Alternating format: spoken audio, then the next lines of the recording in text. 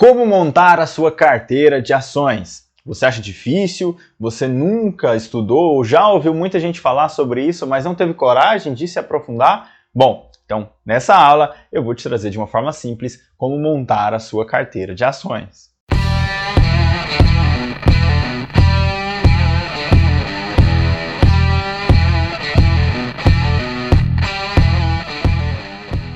Fala pessoal, Rafael aqui do Viva no Comando e mais uma aula. E na aula de hoje eu vou trazer para vocês como montar a sua carteira de ações. Eu trouxe, como sempre faço, em 4 passos simples para você poder começar aí a montar a sua carteira de ações, montar o seu patrimônio, para que ele possa te proporcionar a renda necessária para você se tornar independente financeiramente, para você começar a viver de renda, tá bom? Então, sem mais delongas, a gente já vai para o primeiro ponto de como montar a sua carteira de ações. E o primeiro deles é pensar como sócio, ou melhor, pensar como investidor sócio de grandes empresas. Como assim, Rafael? Esse ponto está mais atrelado à mentalidade. Quando você começa a pensar de forma correta sobre o estilo de investimento, sobre os ativos, você começa a entender melhor o que você precisa fazer e o que você não deve fazer. Aqui a gente não simplesmente vai investir em ações, tá? Ações como um ativo separado? Não. Aqui a gente vai pensar em acumular patrimônio sendo sócio de grandes empresas. E para isso a gente utiliza as ações. Então essa é a forma correta de se pensar para montar a sua carteira de uma forma correta. Por quê? Vamos lá. Você vai comprar ações de grandes empresas, se tornar sócio delas e essas empresas vão crescendo, você vai diversificando e você vai montar a sua carteira de empresa, ou seja, você vai ser sócio de várias empresas e não carteira simplesmente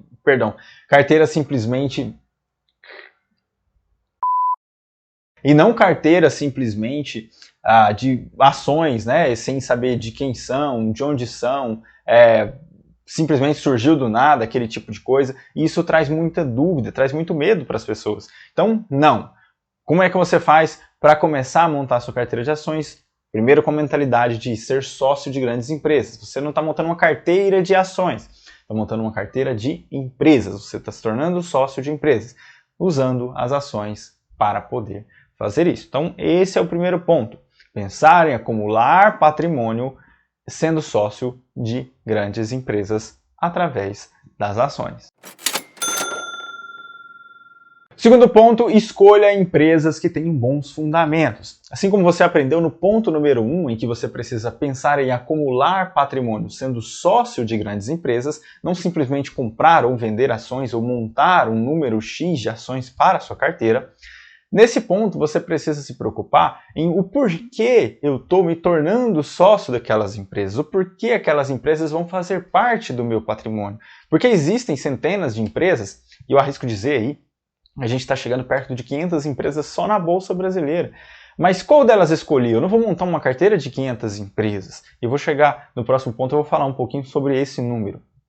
Mas como é que você faz para escolher quais são as empresas que precisam estar aqui na minha carteira? Você vai definir o seu objetivo.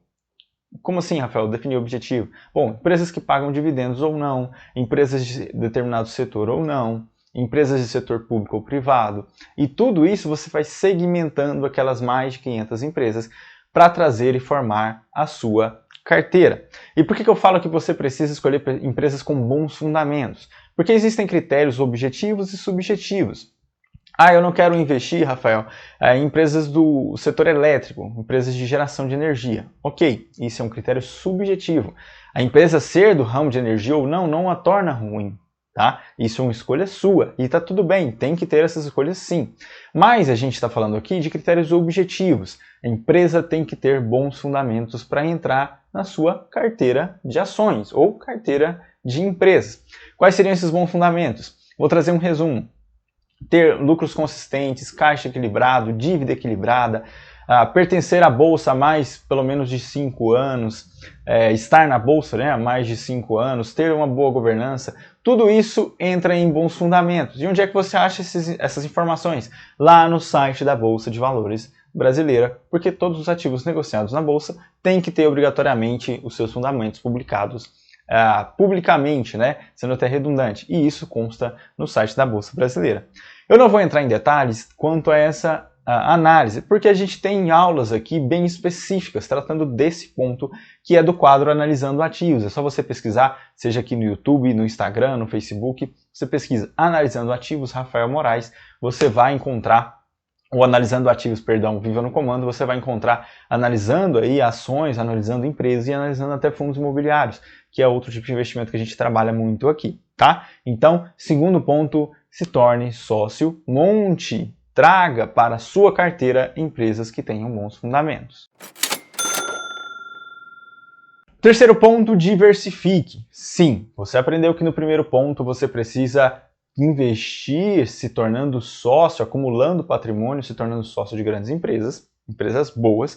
No segundo, você aprendeu que tem que ser empresas de bons fundamentos para que você tenha uma carteira de sucesso. E agora a terceira, você precisa diversificar. Diversificar como? Ter mais de uma empresa, porque a gente está falando de carteiras, mas não só simplesmente diversificar por diversificar. Você pode diversificar em setores, por exemplo, setor de bancos, energia elétrica, construção civil, logística, tudo isso entra em setores. Então, ter mais de uma empresa de mais de um setor, tá? E a gente traz uma média entre 15 e 20 empresas.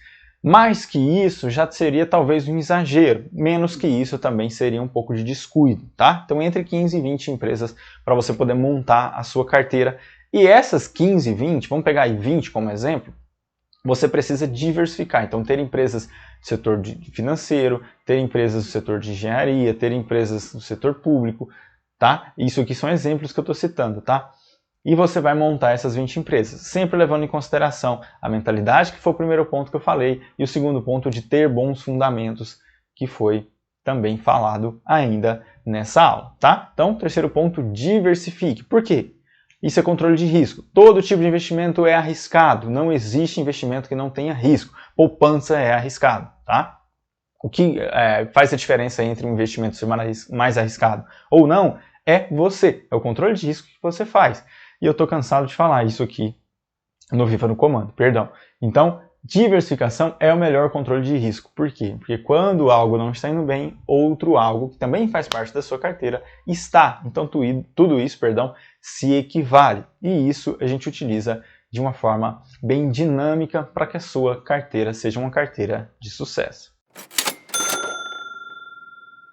E o quarto e último ponto seria um pouco de um bônus aí, mas que é muito importante, por isso eu trouxe ele por último, para poder falar para vocês, é que nunca invista dinheiro em renda variável, ou seja, nunca invista em ações, nunca invista em empresas utilizando ações com dinheiro que você, porventura, vá precisar. Ah, Rafael, mas como assim? Todo dinheiro eu vou precisar? Calma, não foi bem isso que você entendeu. Por exemplo, se é um dinheiro que é para investimentos, naturalmente você não vai precisar de uma forma imediata, uma forma direta, certo? São dinheiros para investimentos. Claro que se aconteça alguma coisa muito grande na sua vida, você vai precisar tirar aquele dinheiro, isso é natural, mas é muito raro de se acontecer. O ponto aqui é você não investir dinheiro, por exemplo, se você não tem uma reserva de emergência, ou investir o dinheiro da sua reserva de emergência, isso está totalmente errado. Por quê? Porque a renda variável, o próprio nome já diz, varia para cima e para baixo. Não pode ser que você está investindo agora, mas por uma ocasião de mercado, naquele momento que você vai precisar sacar o dinheiro, aquelas ações estão valendo menos do que quando você comprou. Isso é absolutamente normal quando a gente fala de curto prazo em renda variável. Só que era um dinheiro que você precisava. Eu investi lá porque eu vou precisar daqui 6 meses. Está errado, totalmente errado. Não se investe em renda variável dinheiro que você pode precisar, tá? A não ser que isso seja um investimento que você está fazendo a longo prazo, como eu sempre falo aqui, porque no longo prazo, mesmo variando, sempre vai ter um retorno positivo, tá? Em renda variável, mas isso a gente está falando de longo prazo. Curto prazo é muito difícil e pode sim acontecer de você ter aí que sacar o dinheiro e ele tá menos ou valendo menos do que aquilo que você comprou ou entrou, tá bom? Então, esse é o quarto e último ponto. Não aplique em renda variável dinheiro que você possa precisar. Ah, mas é só dinheiro, Rafael? que está sobrando? Não, não é dinheiro que está sobrando, é dinheiro que você quer investir. Porque você não está aplicando dinheiro em renda variável, você está se tornando sócio de grandes empresas, montando uma carteira, montando um patrimônio de grandes empresas. E quando você faz isso, você não vai vender sua participação numa empresa para poder pagar a conta do supermercado. É isso que eu estou querendo dizer, tá? Você não vai vender a sua participação numa empresa para fazer isso.